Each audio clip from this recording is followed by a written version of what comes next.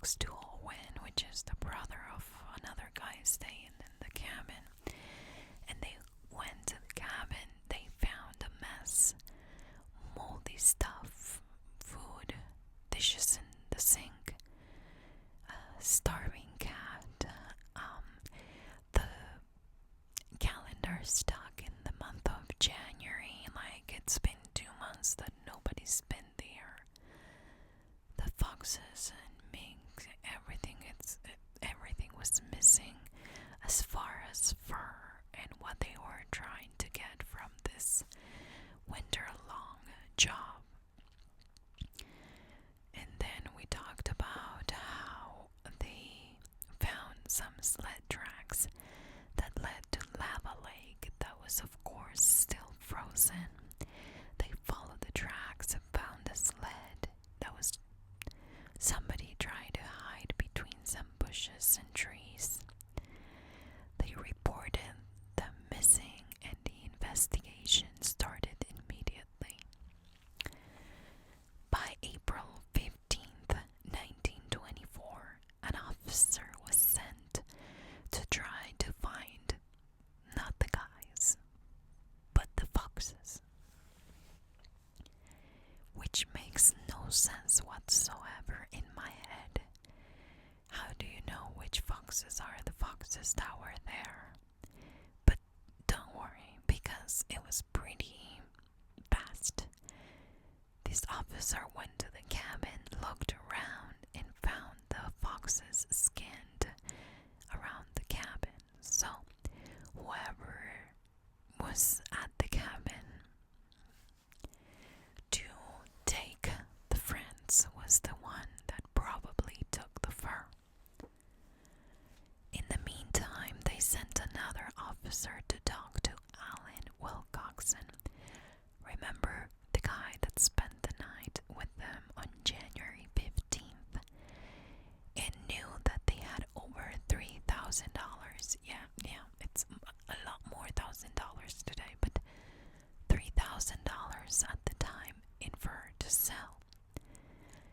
I mean, it would only make sense. He's the only one or the last person to see the friends. It is raining. What? It was supposed to be sunny in the 60s. Sure. Okay. After the weather report. Anyways, so the guy says, I have no idea where they are. I left in the morning, and that's that. On April 19th, the owner of the Schumacher company talked to the police, and he said, well, I bought some fur from this Nichols guy. But was it him? Are you sure that was him? The police showed him a picture of Edward Nichols, and he said, well, that's not the guy that sold me the fur belts, however you call that. And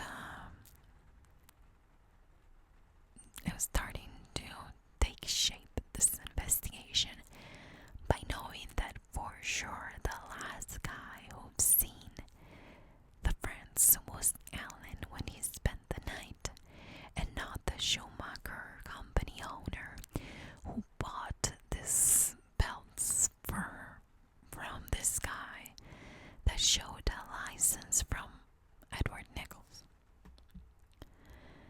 Now, they went around the lake that was frozen, by the way,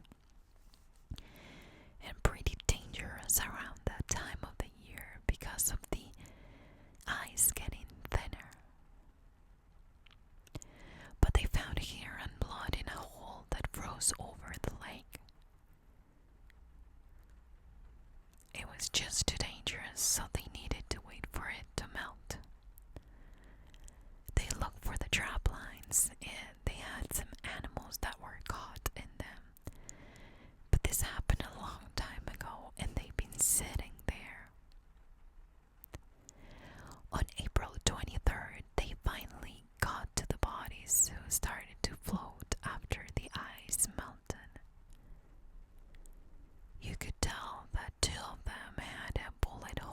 was in several different locations.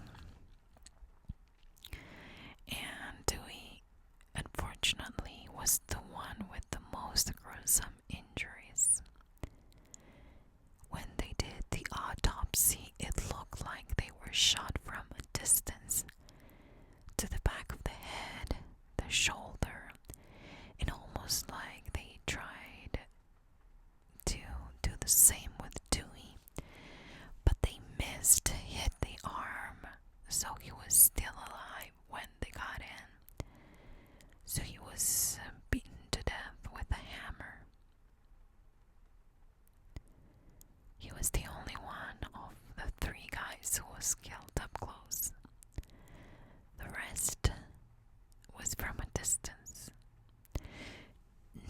No, I don't understand. I couldn't find anything that said there was a bullet hole in a window, or but they know it was from a distance. Okay, so then the police showed a picture of the guy Collins, that his real name was Kimsey, the guy that is on the loose, to the owner of Schumacher, and he said that that's the guy that came and brought the for sale. Now let's talk about Charles Kimsey. Okay, the criminal, the guy that left. We know Charles. You following me, right? Unless you're sleeping. He was born on October 12th. Oh, well, cool. 1885 in Ohio. And all we know is that his parents divorced when he was 7 years old, and he dropped out of school in the 9th grade. Well, good story. Not much. But that he was always in some kind of trouble, When he was 28 years old, he actually started his crime career by stealing grain from somebody in a town in Idaho and gets caught and charged with it. And this was not like petty crime. This was like, I don't remember the term, but when you steal something that you can make a lot of money out of. This grain apparently was either a lot of it and very valuable, or just valuable itself. But he went to prison for it and he escaped. I mean, leave it to this guy Kimsey to do that kind of thing and get away with it. Any of us get in trouble or stuck, but he was like a superhero of the supervillains. He started using aliases like Bob Dales, Thomas Rose, Tom Collins, and then Lee Collins, and that's how Edward Nichols met him, as Lee Collins. He initially got a job as a sheep herder after he escaped from prison, and then he moved to Oregon in the spring of 1922 and started to work at Elk Lake doing maintenance in a campground, I'm assuming, kind of a thing. His boss was Karen Diggermark, I think that's her last name, and she loved the guy. I mean, and I'm not saying like loving, I mean love kind of thing, but he was charming and a hard worker, and she described him as one of her best employees. While working at that campsite thing, he made a few friends. One of them, guess who? Yes, super smart, you're following the story. Alan Wilcoxon, who later on would take over Karen's campsite thingy. This guy, Alan, was the guy that had the last dinner with the 3 friends. Okay. And for the most part, this guy, Kimsey, who was calling himself Lee Collins in Bend, Oregon, he kept his cover for a long time.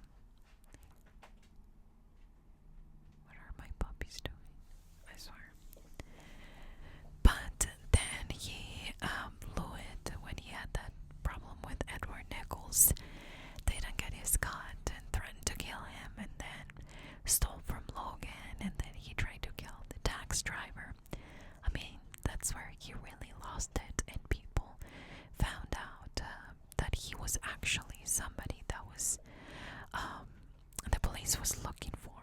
Then the police got reports of break-ins in some cabins over Fresel Crossing, which is close by the Mackenzie River Trail. This is 12 miles west of Lava Lake and almost like going towards Portland. The thieves would steal food and spend the night in the cabins, and it would make sense that maybe this is the same people that took the three friends and murdered them. Maybe they caught the train. That would explain how they made it there in time to sell the fur to Mr. Owner of the Schumacher company. At first, they said that the friends died on January 15th. Then they moved it to the 18th. I mean, I get it.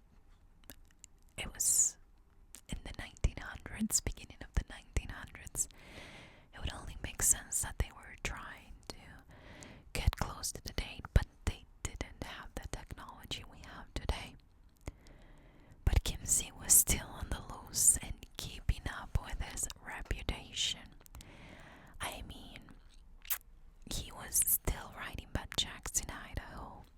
He got a driving job to Las Vegas where he stabbed the guy that hired him and threw him in the desert. Then he went to vacation in that guy's car using his cashier's checks or traveler checks, whatever. It was very popular back then.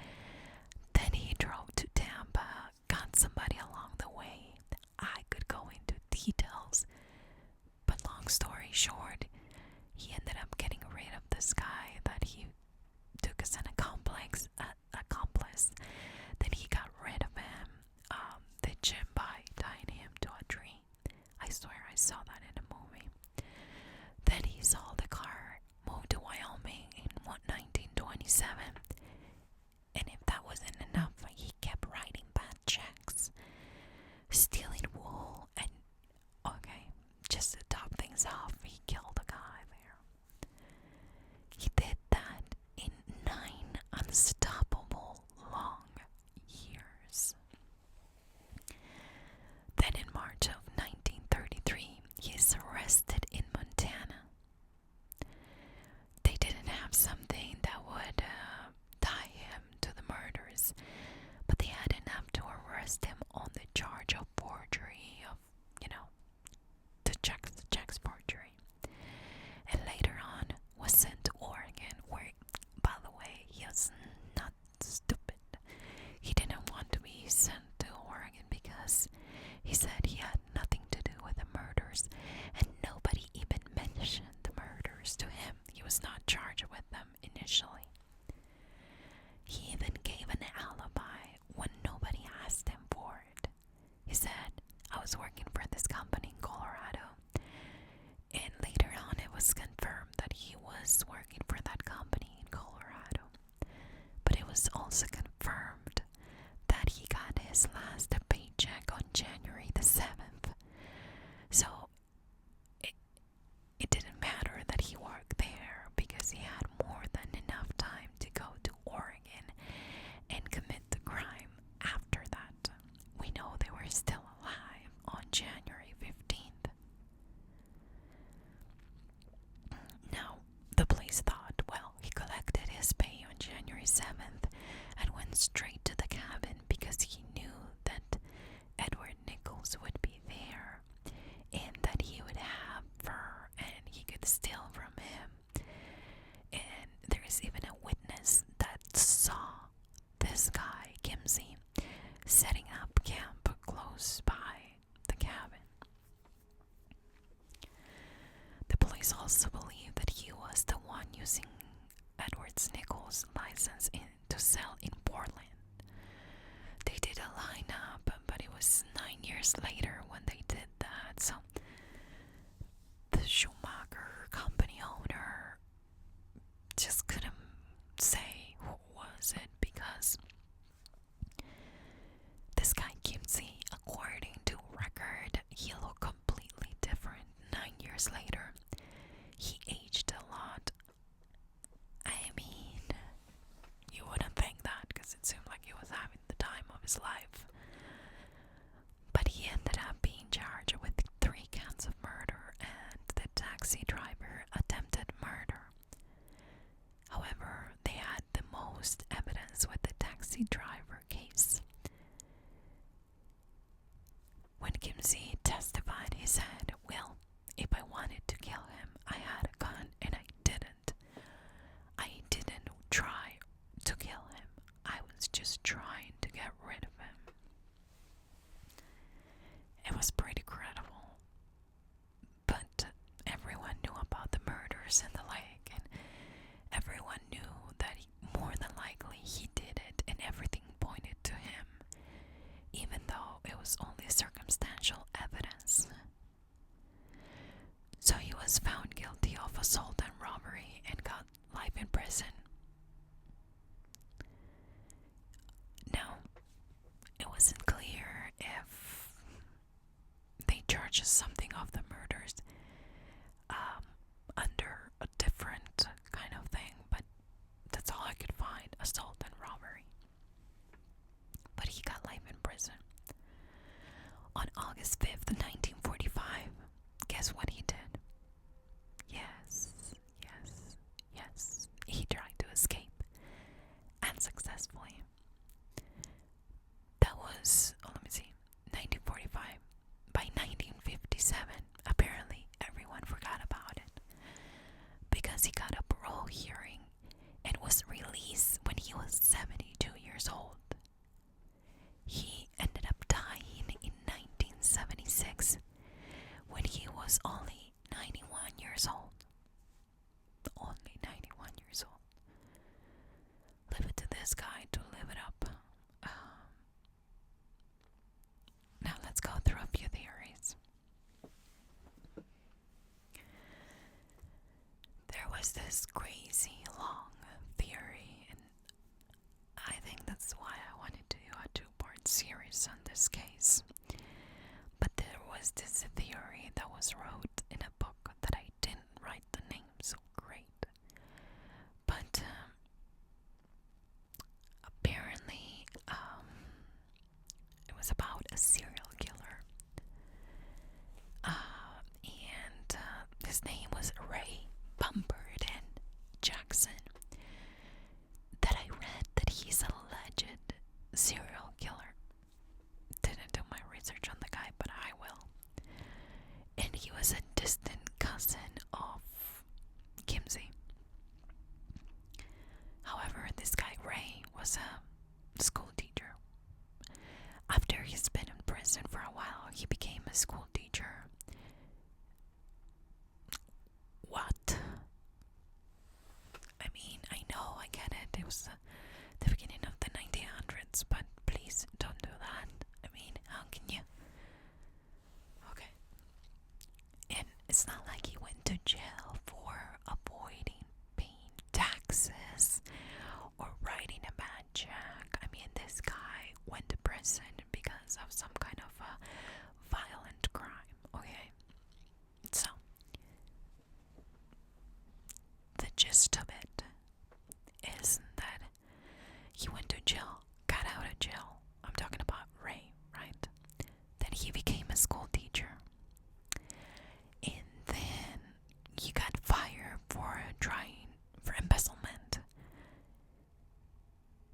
How he was embezzling from the school district, you got me there. No idea how you can do that. But the interesting part is that Ray and Kimsey were never, how can I say that? They were never known to each other. They were distant cousins, but they didn't know each other. And I'm pretty sure that they didn't even know about each other either. But that changed in 1920 when they went to a wedding in Silver Lake. And according to this theory that it's very out there and I do not believe is true, but who cares?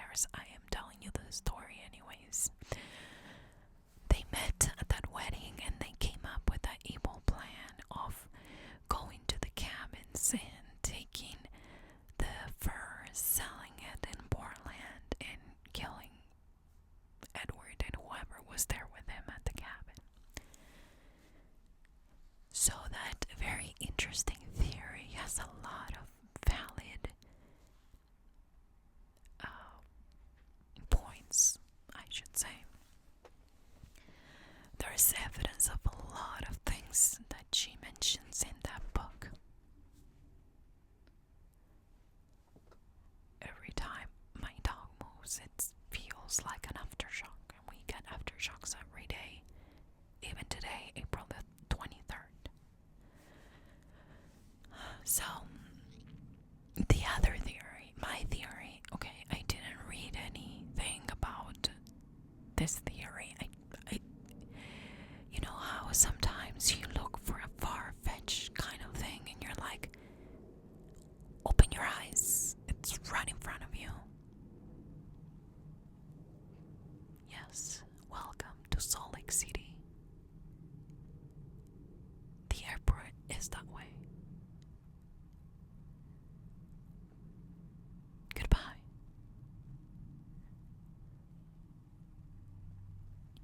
I think they're gonna make it soon to the airport, hopefully. Okay.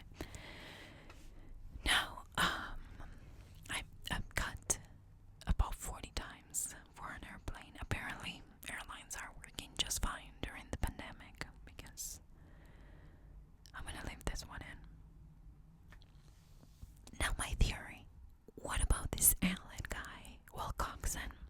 Okay, I don't know if you've been paying attention, but when Kimsey, that was calling himself Lee Collins, was working, remember, in the campsite with the lady that hired him, Karen, he made a few friends in the Shoots forest. And one of the friends with Alan Wilcoxon, Alan then took over that campsite when Kimsey was working somewhere else, but they became really good friends. Now, maybe they became friends because Kimsey at the time was a good guy, or pretending to be a good guy that was hardworking, and you know the gist. He was just trying to keep a low profile, so maybe that's why. I really don't know what the extent of the friendship was at the time, but don't you think that it's a little, just a little bit weird or interesting that they died between the 15th and the 18th of January? He went on the 15th, he spent the night, so that means that he left on the 16th. Okay. And then all of a sudden, it's like, oh, I was just there. We had dinner. I left. They were fine.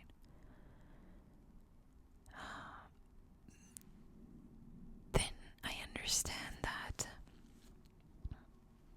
this Alan Wilcoxon was very good friends with the sheriff who was doing the investigation, overseeing the investigation of the Level Lake murders. I don't know. Okay, so this is me. This is allegedly. This is my opinion. This is not facts. You don't have to think like me. I'm pretty sure you have your own theory. But what if? Remember, there was a witness that saw Kimsey setting up camp close by Lava Lake. What if he ran into Alan Wilcoxon and said, oh, I am coming back from the cabin. You know, the guys over there are doing great. They have over $3,000 in fur and they're having a great time. And now there's 3 of them because there's the Marine, and they're just, they had great success. They're making a lot of money. It's been a good year, chit chat kind of thing. And then all of a sudden, the light turned on this guy, Kimsey, and said, well, if there's a Marine and there's 3 of them, I probably would have to do something from a distance to get rid of them so I can go in and take the stuff, because 3 guys against 1 is not enough, and maybe they will overpower me. Yeah, that may be too strong, maybe. So I'll do that, almost like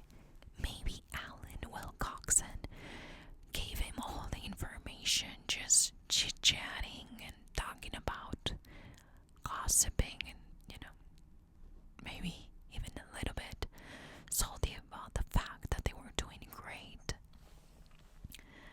And this guy was like, well, I want my part. I didn't get my part. This Edward Nichols stole from me. I'm gonna do it. Maybe he didn't even say this to this Alan Wilcoxon. Maybe he did it by himself. He shot them from outside, got in, took the fur, skinned the foxes. I mean, who was gonna go visit this remote cabin in the middle of the winter? He had more than enough time. And maybe he did end up recording, this Alan Wilcoxon and said, go with me to Portland, let's sell it, I'll give you a cut for giving me the intel. I stole this. Maybe this guy, Alan, didn't know that the guys were killed. And maybe he thought that this Kimsey was strong enough to, overpower the three guys and take the fur from them. And then it could be that Alan was in it and Alan was part of it, and the guy had good contacts in town and got away with it too. Regardless of how things happen and who the accomplice is or was, I think that it's pretty clear that Kimsey did it. I mean, he was recognized on the picture when it just happened. So we know it was him who saw the fur. Somebody saw him setting up camp by the what's the name? By the cabin. And now it just happened to happen at the same time that Alan went and sold the fur and saw that there were three guys. Probably even talk about how the Marine was there to protect them and as a backup in case that this guy Kimsey came back. It's just too much of a coincidence to think that this guy Alan Wilcoxon had nothing to do with it. Maybe as an innocent chit-chat, he just blurted out. It was like, I told the whole story. But maybe not. Maybe he was in it.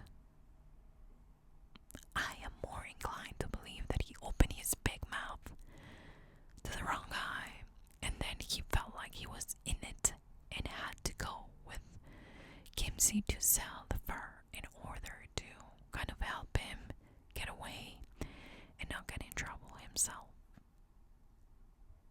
What do you think it happened? Really, what do you think it could have happened? To me, it's such an interesting case, because even though this happened such a long time ago, you could see that the police work with the resources that they had was pretty good. However, we will never know if in reality the sheriff that was in charge of this investigation was the one that really was covering for this guy Alan Wilcoxon or not, and was trying to just blame it on Kimsey. I really don't know. But what I do know is that this is still an unsolved murder. And right now, I don't think we will ever find out the answer. But I would love to know your theory on it. So please leave all your theories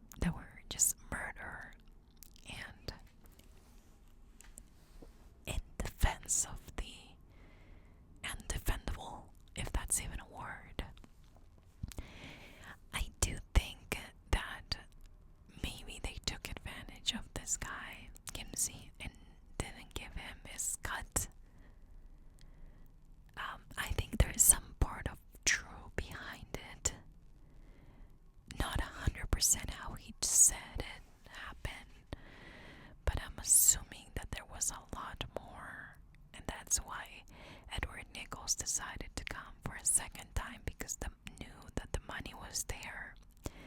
If in fact they didn't make any money, or if they were still waiting for the sale of the fur, I don't think he would have done it a second time. That's just my 2 cents on that. Does that mean that this guy Kimsey had the right to hold a grudge and, no, of course not. What I'm saying is that was not said anywhere, but it sounded like maybe things were different, and not so much as the story goes as, oh, the market was down and then he left, so we never paid him. It's kind of weird, and it doesn't really make a lot of sense. Anyways, thank you so much for being here today, guys. I truly appreciate your support. By the time that you are listening to this case, we're going to be setting up in our new place. So that's why I'm pre-recording May's videos. But the plan is to start June in my new place, sitting down and talking to the camera about these cases. So for those of you that enjoy more that format, it's coming. As you're listening